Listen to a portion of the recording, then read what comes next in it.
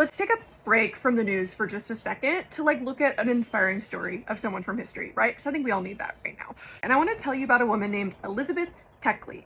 She was born in 1818, enslaved. She was an enslaved woman until 1855, so well into her adulthood, till she was able to develop relationships with some white clients. She was hired out, who helped her purchase her freedom. So by 1855, she's a free Black woman living in St. Louis, working as a dressmaker. And over 5 years, she earns enough money to pay back everyone who helped her purchase her freedom. She and her son moved to Washington, D.C., where there's an emerging free Black community. And her renown as a dressmaker grows. She becomes known as the greatest dressmaker in all of D.C. One of her clients is a woman named Varina Davis, who is she's the wife of the President of the Confederacy, Jefferson Davis.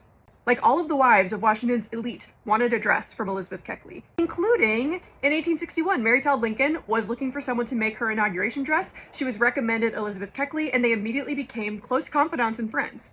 When Lincoln is assassinated in a few years, Elizabeth Keckley is one of the first people called to come and comfort Mary at the White House. All throughout the Civil War, in addition to building her business, where by the end she employed 20 women in her dressmaking business, she also was really involved in Civil War relief programs. For example, she became the president of the Ladies Contraband Relief Association. In this situation, contraband is referring to formerly enslaved people. They are war contraband.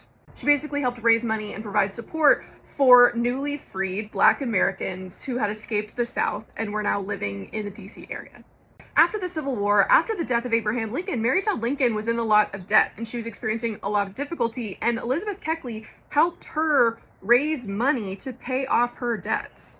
They actually tried to sell some of Mary's dresses, some of which had been made by Elizabeth Keckley, but then the press criticized her for trying to sell off items of historical significance. As the press and kind of the DC elite started talking bad about Mary Todd Lincoln, Elizabeth Keckley decides, you know what, I know my friend, I've known her for a very long time, I experienced the Lincoln White House, I'm gonna write my autobiography. It was published in 1868, it was called Behind the Scenes, or 30 Years a Slave and 4 Years in the White House. And she wanted to give an intimate portrait of what it was like to be enslaved, but what it was like also being a guest of the First Lady in the Lincoln White House.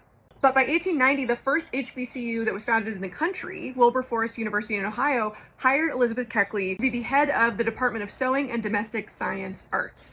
She eventually died in 1907 at the age of 89. So consider this, she was born enslaved during James Monroe's presidency, and she died a free, very accomplished Black woman in 1907 during the presidency of Teddy Roosevelt.